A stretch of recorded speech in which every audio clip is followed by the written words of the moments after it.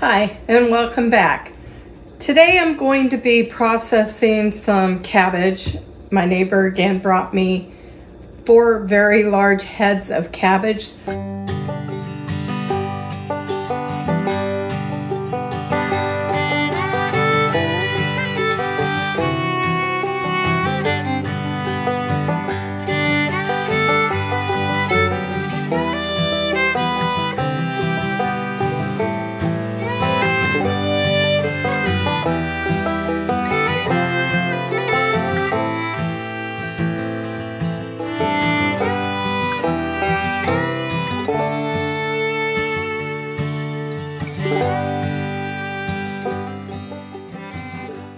So I've got those soaking in salted water right now. If you soak your vegetables or flowers, fruits, whatever, in salt water or salted water, then you can make sure that you get all the bugs out and everything. Good food is dirty. It's because it grows in your garden. So mine are currently soaking now in the sink, and I've put salt in that water to make sure it kills off anything that may be in there. If you're going to be freezing cabbage, you need to make sure you blanch it first. You're gonna blanch it for 3 minutes, and then you're going to section it off. For me, I'm gonna do it in quarters. These cabbage are about 8 pounds a piece, and I have 4. And I currently have 4.5 gallons of sauerkraut fermenting, so I don't need any more of that right now. So I'm going to freeze them. That way I can pull out each quarter, and like tonight, we're having bratwurst and cabbage and potatoes, and I steamed those. So if I make these cabbage, if I cut the cabbage up in quarters, I can take them out of the freezer, you know, midday of the night we're going to eat them. I can throw those in a steamer. It's going to wilt it anyway, so it won't hurt. It also is great to put in soups, or I like to freeze dry it. So last year, this currently is cabbage that I put in the freeze dryer last year. And what I do with it is, once it's dried, I go ahead and put it in the Vitamix, make it a powder. And then as I'm cooking with whatever I'm cooking, it could be eggs, it could be a soup.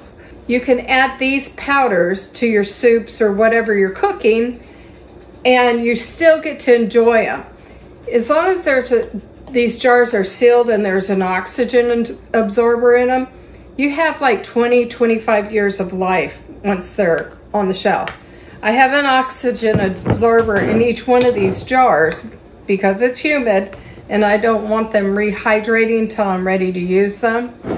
But I will dump a bunch of this, or in this case, this is green beans, and this is squash. And there's like 6 squash in here. So it's a very easy, compact, lightweight to store your vegetables without putting them in a freezer or canning them. So I like making food powders. You can do the same thing with fruit. So if you had a bunch of blackberries or strawberries, you could put them in a dehydrator or a freeze dryer is my preference.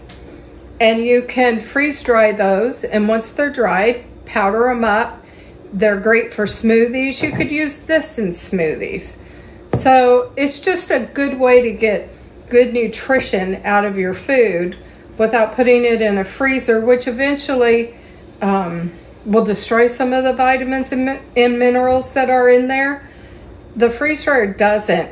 In fact, it enhances the flavor. So if you have hot peppers, like I made a pepper powder, it seems to get just a little bit spicier, but the flavor is enhanced. It's really weird. But anyway, so I'm going to prepare my cabbage today. I'm going to process it by blanching, put it in the freezer, and it will be ready for me whenever I need it all winter long. So in the sink, I have cabbage, I have bok choy soaking, and this is bee balm. So my bee balm's all ready. I've also got it soaking in salted water. And then I'm gonna tie strings around it and hang it in my pantry to dry.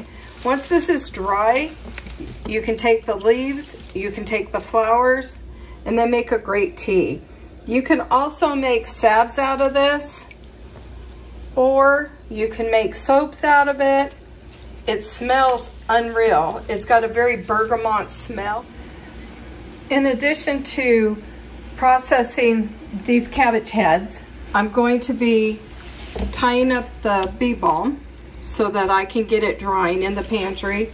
I'm also going to blanch some bok choy. I've got several heads of this that need to be blanched, courtesy of my neighbor. So the first thing you want to do is put a large pan, or as large as you're going to need, on to boil. Then you're going to fill a bowl with ice water. You will put the cabbage in the hot water for 3 minutes and immediately put it in ice water to stop the cooking. You do not want to cook the cabbage, it will get mushy, and then you're going to freeze it. I will be freezing my cabbage. Once my cabbage is frozen, I can throw it in the freezer to process this winter when things aren't quite so busy and we're not in the middle of a remodel. So for me, this is a great way to not lose vegetables and fruit. Keep it until I can spend time processing it. I do the same thing with my strawberries. I do the same things with my tomatoes. And I'll process those all winter long when it gets too cold outside to really be outside. And it got down to -5 here last year. That way I can continue doing my work and I'm not so overwhelmed all at one time. So this is a fast way to get things put away so that you don't lose them. So right now I'm going to start with the cabbage. This is, again, a very large head. I'm going to attempt to quarter it because Mike and I we'll be doing good to eat a quarter of this cabbage in one meal.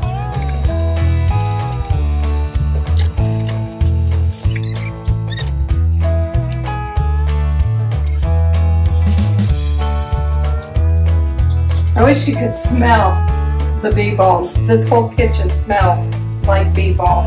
It's got a slight citrusy smell, slight floral. Anyway, it smells good in here.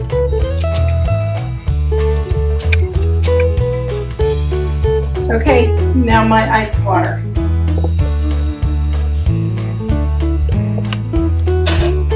Okay, my water is boiling now. You'll need to blanch it for 3 minutes.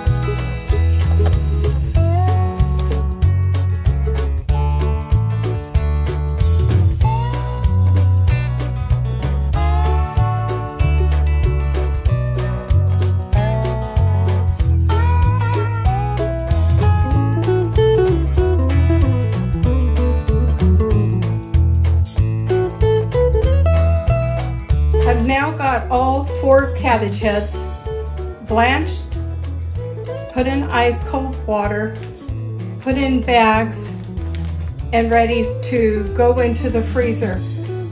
Whether I decide to use them in recipes or make a powder out of them, I'm not going to lose them.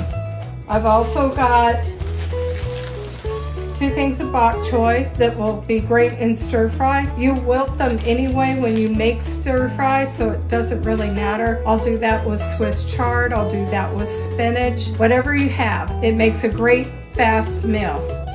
And now on to process the bee balm. So I've had the bee balm soaking in salted water and it had a lot of insects on it, so I'm glad I did do that. Then you're going to just grab the stems up. You don't want to make your bunches too big because you want it to air dry, you don't want it to mold. Then I'm going to take a piece of string, twine, whatever you want to call it, wrap it around, tie it in a knot, and you want to leave a little loop so that you can hang this. What I have on my pantry shelves are cup hooks, and I'll just grab it by one of these things and hang it to dry. And that's it.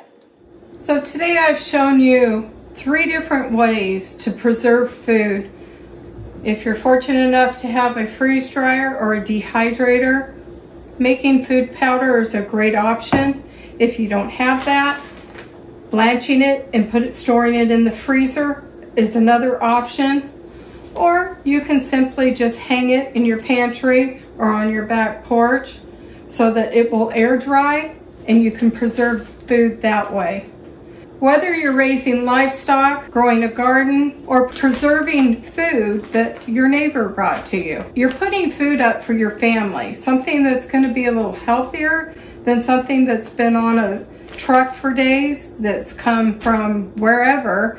This one comes from your farm to your table. Even if you go out and take a grocery bag, fill it with soil, and put a tomato plant in it, it's going to taste better than anything you'll buy in the grocery store, or go to your local farmer's market. I hope I've encouraged you to return to the land where you can grow your own food. Return to the labor where you will plant a garden and bring in vegetables for your family, where you'll take those garden vegetables and you will preserve them to keep your family in great vegetables all winter long. And return to life. There's nothing better than growing and eating homegrown vegetables, your own meat that you've raised yourself, your own chickens, so you know that they've been running out on pasture. That's all we want to do. So I hope you found this an encouragement.